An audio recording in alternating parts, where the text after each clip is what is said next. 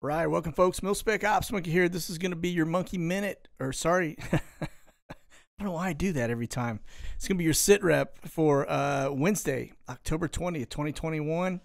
Doesn't matter how many times I say it in my head, as soon as I go live, just all rattles around in there, and I totally forget what I'm going to say. So, out of habit. All right, so without further ado, let me hop over here to the other screen. We can see what's going on here now.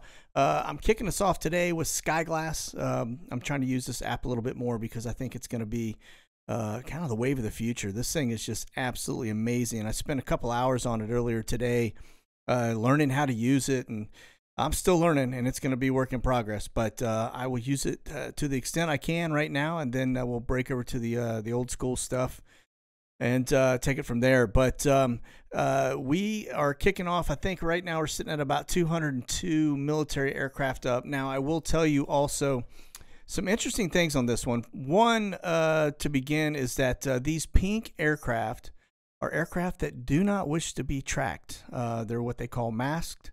Not necessarily blocked, but just masked. So if you were to take that tail number, for example, that N327GA, and go over to, say, FlightAware and try to track it, it would say that they don't wish to be tracked. And so that's as far as you could get. Now, it's just interesting to look and think about that. Every one of these that are pink are pretty much trying to not be followed or tracked. And so kind of an interesting thing. Now, I do have this set up for some altitude so I can kind of see what's going on, what's high. Just take a look at all the pinks that are and how high they are. That's kind of an interesting thing. But it's like I said, this tool is going to be really cool as we get used to using it. Now, as we kind of look over, I want to just take a quick gander at the list. Let me hit favorites real fast because I want to show you guys. Now, we do have it looks like a general in-flight emergency right here. I'm going to clear that out. That looks like a helo that was over in the Biggs area that had some issues. One of the things I wanted to show you were there were a couple aircraft on here that I was looking at earlier. Let me burn this clear real fast and then do a refresh and then see if it pulls up, if it's active or not. We'll see if we can pull it up. But it was sitting at 80,000 feet, and it doesn't look like anything is really burning on my watch list as we speak. All right, let me see if this works. So this is going to be it. No, it's H60. That's loading different. Come on now, baby. Like I said, I'm still trying to figure all this stuff out. Let me hit a refresh on here and see if it pulls up. But nah, I didn't want to do it right now. It must not be showing. Let me try the old back Easter egg approach here and see if this pulls in. Now, the interesting thing as I do this live, this aircraft that I'm talking about, there's one on the West Coast, one on the East Coast, and one here in the center of the U.S., all of them around 70 to 80,000 foot. We think it's a balloon that's actually showing, on radar, but you just don't see it very often. But when you do, it's up here hanging out. And so, yeah, it's not going to be up there right now. So, all right, well, we tried. I will figure out what I was doing wrong here at another time. But yeah, pretty interesting software. This thing is, like I said, you can really get into some really different aspects of what what's up in the sky right now. And so, all right, let me minimize this. We may come back to this one in just a minute as we look at some of the other stuff. But now this is what I was just telling you, the N327GA out of Alpharetta. Again, it doesn't want to be tracked per the owner-operator request. So those are the pink aircraft that we see. That's what you would get if you tried to click on it and actually follow it and track it, okay? Okay, so let's move on and get over here. Now, this was interesting, I thought, as we go back to the global ADSB exchange. Look at the amount of helos we have up again. Normally your high helo traffic is going to be right in kind of the panhandle area, right? Because that's a pilot trainer situation. And no, this is crazy. We had 53 up the other day, and I posted that. I thought haven't seen those kind of numbers in a while. So, but these are all H60s only. I don't even have the other aircraft in on this. We're sitting at 30. So I'm going to let that marinate for a few minutes, and we'll come back to it as we get into some of the other things. But this folks, is very interesting. That little soiree in the middle right there is, we'll have to look closer here in a minute. But northeast, again, popping. Like I said, the normal range for HELOS is about 6 to 8, usually when you go on and you look. That's kind of the normal range. So when you start seeing 30 and 50 and upwards of, a lot more, it's, we've had them up to 90 back when Trump was in. So usually indicates something's going on out there. Okay, now let's take a quick look. Let's see. This was one that I was looking at earlier today. Of course, it's going to go gray on me, but this is one of the aircraft this is the gray call sign. This thing has got more stuff hanging off of it. It just absolutely amazes me. But this is one of your spy birds, and it was headed out of, it's a RC-12P, headed out of Biggs Army Airfield earlier today, headed kind of northwest. And so let me see if it'll pull it up now. They're near Yellowstone, and now it's coming back from Yellowstone. So I don't know what that little dude was doing, but I thought it was an interesting aircraft. I don't know what is all of the stuff hanging off of it, but it looks pretty advanced. Got a lot of interesting things on it. Okay. All right. Now, speaking of volcanoes, and that was Yellowstone. Now, this is going to be our active volcanic activity today, and I want to say we got 9 going right now. There's 2 right here out in kind of Papua New Guinea that are spewing a lot of ash. Now, these are only ash. If you look at ash plus lava, I think we're about 26, 28 range active right now. Okay, so this one we kind of see all the time, and then these running right up across Central and South America, and then this one here in Mexico is actually firing, and then La Palma's still going. So all of this stuff will impact air traffic, and eventually it'll impact crops. All right, okay. Now, let's get over here real fast, talk a little bit about the misery map. I just want to point something out as I let this thing kind of ferment and go through the cycles. Everything looks pretty good. We were tracking this because of the interruptions that we were talking about the other day with Southwest and everything else. Now, Newsmax and a couple of the other outlets will try to let you believe right now that everything was resolved with Southwest Airlines and that everybody got their way. What they did was, I think Southwest actually realized that they were headed for a disaster in terms of Thanksgiving and Christmas, if everybody walks off the job. And so what they did was gave them a reprieve. It wasn't necessarily a waiver on, we're not going to enforce the mandate. It was basically a reprieve. And now I got this information from a Southwest employee, so I got it firsthand. And all it is a reprieve. So don't let anybody fool you that they got that resolved, that they still haven't lifted the whole mandate approach. They just basically said, we're not going to give people paid or non-paid time off or non-paid leave right now, because I think they realized the numbers that they had would have been probably devastating to the company going into Thanksgiving and Christmas, over the holidays. So there you have it. That's the truth of it all. But looks like these are all just kind of not too bad, out of whack, kind of what you would see normally right now. Now, the Dallas one is a roll-up between DFW and Dallas Love Field.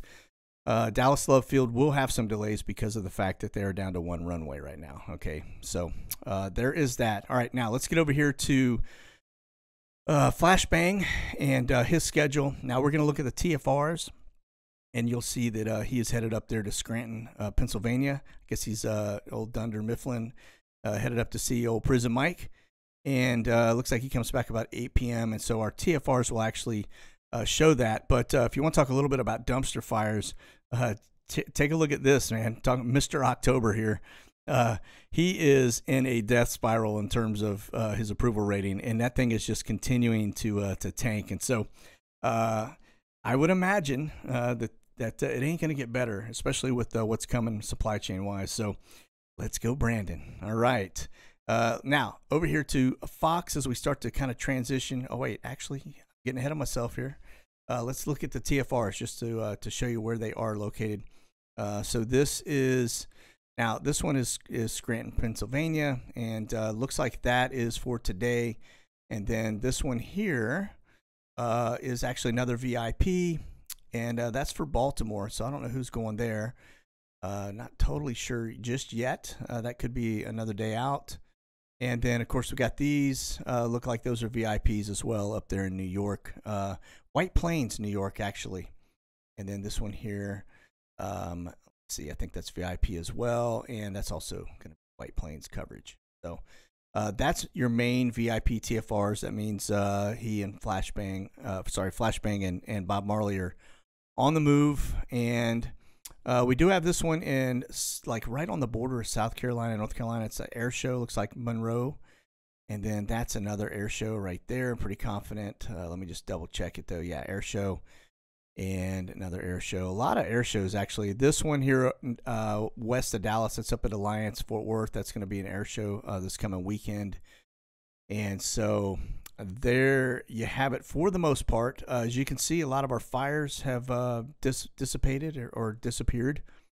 This was pretty lit up red for a while. And our border TFR has been reinstated. So it looks like that's back up, which is good news. Okay. All right. Now let me minimize this bad dude and go to the next one here. All right. So we're going to start talking some border stuff here real fast because as the news, as you watch it, everybody's looking down at the southern border and they're crying foul because they're flying kids in the middle of the night. Well, you're part of Monkey Nation. You guys know we have been tracking that for at least 3 months, and we've been, we've already known that they had kids flying them out, between El Paso and Del Rio and McAllen. I can't speak. Brownsville, all those areas, they've been pumping kids in the middle of the night for 4 months, so it's no surprise to us. It's just funny how the media is starting to kind of watch the flights now and start to catch on, and we've been telling them now maybe they'll listen, but this is the shenanigans are in full play, and but like I said, they're trying to show you now down focused on the southern border, but you're going to lose sight. What they're not talking about are the amount of Afghanis, aka poppies, that are rolling into our country right now from the Middle East. And I mean, second wave, folks. The first one was 37,000, probably 50. This one's probably just as many. We've been watching it now for about 5-6 days. And it's continuing to surge. And so we've got that happening while we're about to have this whole issue go down on the border as well. In terms of this next surge. Now, this is kind of an interesting piece here. I just wanted to point this out, that they're talking about the migrant surge, refusing to call it a crisis and claiming that there is no ready-to-go plan to solve it. So if that doesn't tip their hat to what's coming, knowing that they don't have any intention on fixing it. Matter of fact, like I said before, 72% of the Haitians that came to our border are in our country. Okay, they all got moved. 72%. So when they're talking about, doing one thing, they're doing a complete opposite. All right. Now, this one I thought was interesting. Texas Lieutenant Governor is asking Biden to ask Trump to go negotiate with Mexico for him amid the border crisis. That's how, just crazy. Absolutely crazy. But, damn, Patrick. That would be great, I think, but I don't know that that'll happen. All right. Okay. Now let's get over to really the meat of this. Now, this is going to be Biggs out of Fort Bliss Army Airfield, okay? This thing is really starting to stack up. Now, these are flights, arrivals coming in. This one came in from Philly, and so that is actually bringing folks in. Philly seems to be the hub where they're all coming inbound to for the most part, and then they're bringing them out of Philly to here. It looks like they've got one coming inbound from Tucson. That's just a round robin, Sierra Pacific. They're doing that with these folks as they rehome them, and then they're backfilling the ones that so once a bed becomes available, they put a new body in it, right? And so now if you look at the departures, I just want to show you this. They are headed to Miami. So that is one that's, a new location for us. I hadn't talked about that before, but it looks like they're bringing folks down to Miami. And another one, which I just found this today, this is new, Hunter Army Airfield in Savannah, or Georgia, near Savannah, Georgia, looks to be a new location that they're taking folks. And so they probably have, if I had to guess, they have, because it's a military installation, they probably got base housing or some tent city set up to accommodate these folks. Okay. And so, yeah, bringing them into there. And then there's the one we looked at earlier going to Yellowstone, which is really crazy. And let me see, they've cleared the all the other stuff here. So, but that just kind of gives you an idea of what's going on out at Biggs. Okay. And Biggs seems to be the main hub where these aircraft are actually coming inbound and outbound, where they're processing them through. Okay. All right. Now this is going to be one of your Sierra Pacific flights. Just want to show you 3 hours, 36 minutes ago, just kind of drill down in the details a little bit, but this is the one that went to Savannah, you know, so you can see for yourself. Yeah. And so, and when I say Savannah, that's Hunter Army Airfield. And then from there, it's actually rolling back to Laredo. All right. Smoking gun for you there. And then this one is B709. Same thing. Rolled out from Biggs, went out to Savannah earlier today. And then, of course, that one's coming back to Tucson, Arizona. So if you get over here and just look at the flights actually in air, you can see them. They're actually, this one's about to land. And that one's pretty close to landing as well. So, yeah, Laredo and Tucson headed back from Hunter, right? Now, this is actually Hunter. We can just kind of get a better eye on what is inbound. Now, that Sierra Pacific 708, we've looked at that, 709. So that matches what we were watching coming inbound. And then from here, going outbound, Laredo and Tucson.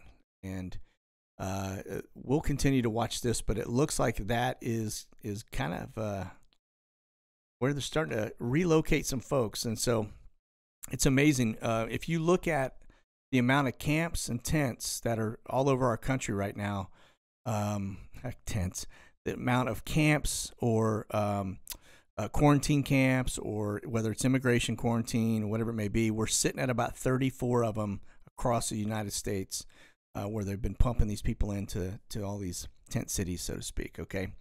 That should be pretty alarming. That's not a good thing. And it's just staggering to think about it. Okay.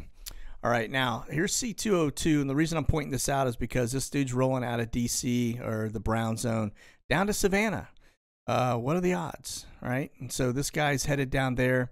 Now, I don't see him coming back just yet. So it could be one of two things. They are coming down here while we've got people getting stood up, and they're probably just overseeing the operation. This is Homeland Security, by the way. Or that's maintenance down here. Since that is a Gulfstream aircraft, they could be just coming in for some routine maintenance, and then they'll pump it back out. So we'll watch this and see if it comes back out in a day or so. If it stays longer, then it's probably down for maintenance at Gulfstream, because that's their maintenance headquarters and manufacturing plant. Okay. All right. Now over here to McGuire. This is one I just want to show. This is a 57200 coming in. That's Air Transport International, and it's coming in from Baltimore, Washington. One of the things that caught my eye with this as we were looking at it is the fact that, look at all of these. These are all Phoenix Airs, every one of these, right? All these Learjets. I have no idea what they're doing there. Didn't expect to see them there. But evidently they've got that's about 6 flights today coming in, Phoenix Airs, and then they're returning back here to Cartersville. You can see them bumping back in. Now that's their home operation in Cartersville, but to see all these Learjets come rolling in there today, something's going on. Something's happening. I don't know what it is, but and then of course we got Atlas Air coming out of Kentucky. And that is 747-400. Now, one of the things I do want to point out was, if you remember 4 months ago when we were talking about these flights going out in the middle of the night, landing at 2, 3, 4 o'clock in the morning, Cincinnati, Northern Kentucky International right there, CVG, was one of the places where these planes were going. They were using a DHL, I think is who they used, but they were loading them up, and those were actually not poppies; those were bananas, and so coming out of Central and South America, and middle of the night, and then that went on for at least a month and a half. Okay, So, you know, there you have it. All right, it's been going on for a while, folks, and not something that's just brand spanking new. Okay. All right, now over here to Laughlin, this is going to be Del Rio, and I just want to show you that we still have flights coming in and out of that base, so they're still holding people there. Now this one arrived from Brownsville. This is going to be a Swift flight, and then of course it went from there up to Alexandria International in Louisiana, which is a 72-hour holding facility. That more than likely has got some folks being brought out of the country and sent south. Okay. All right. Now this is going to be Camber, and the board looks to be, there he is. Okay, he's moving pretty fast for me. 35,000 feet, 612. It's cruising. Coming out of Shaw, which is in South Carolina. It's a 747-400 and destination unknown. So these flights they were stacked up earlier today. A lot of activity going on in the Middle East. But I think what they're doing is this is where they're grabbing the poppies and bringing them over to the U.S. utilizing these flights. Now, that tail number is going to be, it could be anybody. It could be Atlas Air. It could be any, Air Transport International. It could be any airline. They basically just cover it with this ident here. And, of course, they don't show any destination ever. Very rare if you do. So, but there you have it. Looks like that one's headed outbound to go get some folks, and then we'll see it coming back over here in the coming day or so. Okay. All right. Now, Guantanamo Bay. Now, this one's interesting because it has gone super quiet, and I don't know why, but the board has pretty much been clear. Like, I've been watching it every day. Now, I know there's flights going in and out of there. They're just not, they're keeping the board clear. Which tells me they're up to something, and it's probably they're putting people there. If I had to guess, they're temporary housing or, tent city or something. If I had to guess, they're just wiping the boards, because I've watched a couple flights come out of there that didn't have any, like, there was no indication that they had arrived. They just all of a sudden departed, and they went to El Paso. So if that tells you anything, okay. But the last one was Tuesday. We had this 57-200 come out of Norfolk, Virginia. And then we had our regular Tuesday flight that came in. These are yesterday.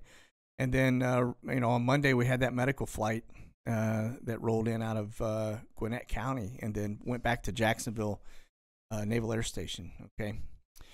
So pretty quiet. Now, if we look at some of the birds, this is going to be our gray bird here, or a gray bird. This one is actually rolling back. Looks like it landed 3 hours, 4 minutes ago. It was in West Palm, and then it rolled back over to Lauderdale, where it'll probably just get ready to, enter back into the cycle. So, but it was on, let's see, up here, Westchester County. And remember, we were just talking about Westchester and up in Boston, Boston Logan, and then it came back. So that is, by the way, the Maxwell bird, the infamous Maxwell bird. Okay. All right, 301 AZ, that's going to be Oakland, and so just headed over to San Antonio, Texas. I'm almost thinking, based on the amount of Phoenix Air flights that we're seeing, that these bad dudes may be getting used for moving immigrants around. Not 100%, but I'm thinking maybe just because of the touch points that they're going, and the fact that we see these other flights also landing in those same locations. It almost seems, logical, knowing that these are agency birds and that they would have reached back and used them, to do these things. So, but yeah, Oakland to San Antonio. So we'll see where that goes from there. All right. Okay. And then this is the sister ship 302 AZ, and landed 5 hours, 33 minutes ago out of Stuart, Florida. And then it went down to Lauderdale. Same thing, kind of pre-positioned itself. Now, of course, the Maxwell bird's up here at the executive one, and then this one's down here at other international airport. Okay. All right. Now, over to our Department of No Justice, who ended up in San Juan today, which is interesting.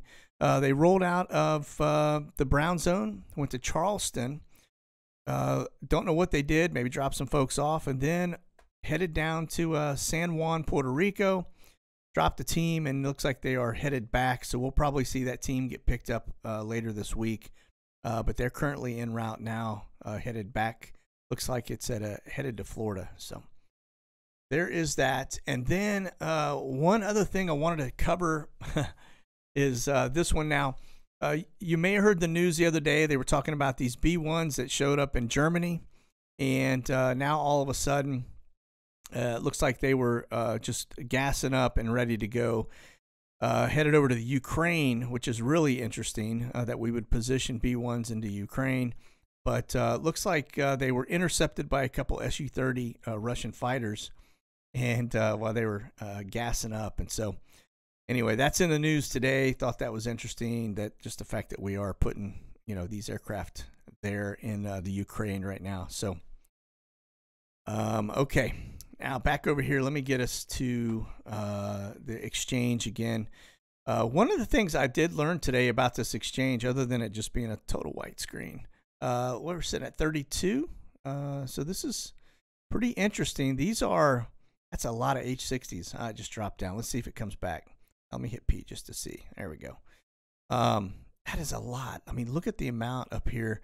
Now, I do know in New York, they have an exercise for gas going off in the subways or something along that. But this is a little bit outside of that. And all of this doesn't really account for that. Okay. All right. So let me turn the P back off, and then we'll let it just kind of sit again. And we'll come back and check it here in a minute. But very interesting. Like I said, that's quite a few H60s up.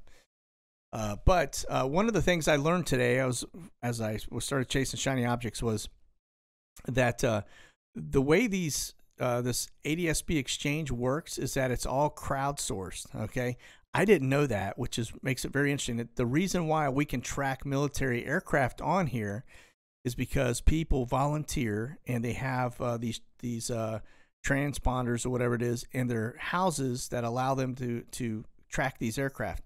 Otherwise, they'd be like the pink aircraft that are masked. We wouldn't see them. And so the reason we were able to see these is because volunteers actually putting in the software and the antennas or whatever it is, which I thought was really cool. And I learned that today when I was actually looking at this thing, SkyGlass. Here we go. There is our deal. All right. This is what I was trying to show you earlier today. Let me pull this screen down just a little so you guys can see. You see these right here, these two objects? Now, if I click on that, let me show you. That one right there is at 85,000 feet. This one right here is, let's see, is it not giving me any, it's not giving me any altitude, but you can see it's probably about 80,000 feet. All right. I mean, those dudes are up. I mean, that's up there. Okay. That is up there. So we think maybe balloon, because it's at 0 knots. You can see it just kind of fades in, fades out, but we catch them every once in a while. And so I was talking to the guy that developed this today, Goa, and he pointed these out, and I just find that intriguing. 85,000 feet. I mean, what are they doing up there right now? These are probably like our other spy balloons, if I had to guess, but simply amazing. Yeah, this is probably the coolest flight tracker I think I've ever used. I mean, this is so neat. But yeah, all of these pink ones right here do not want to be, they're what they call masked. Okay, and the only reason we can see them is because this software, just like OpenADS-B Exchange, has it's crowdsourced, and we have stuff that the other ones don't have, or they have stuff that the other ones don't have.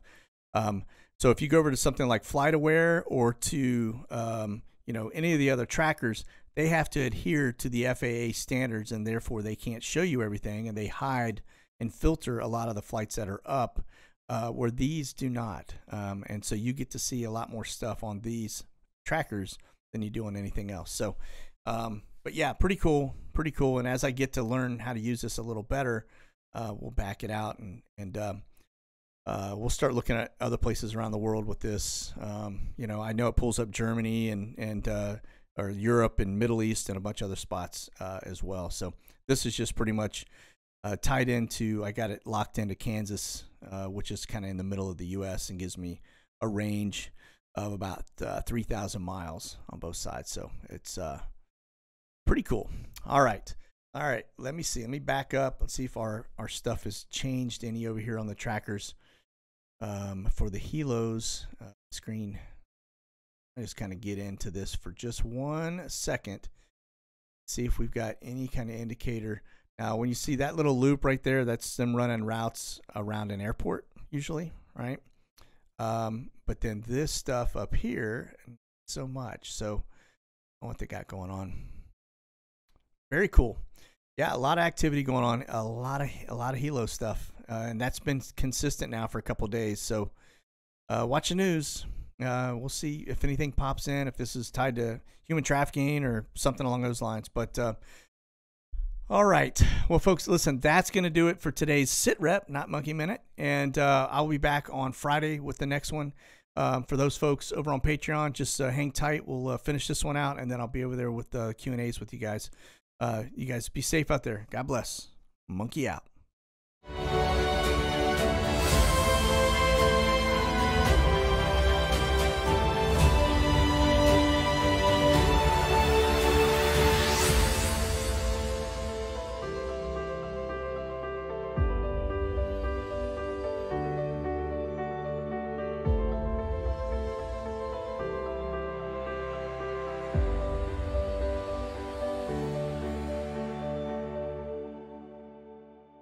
Check out the latest gear and products at monkeywerxus.com.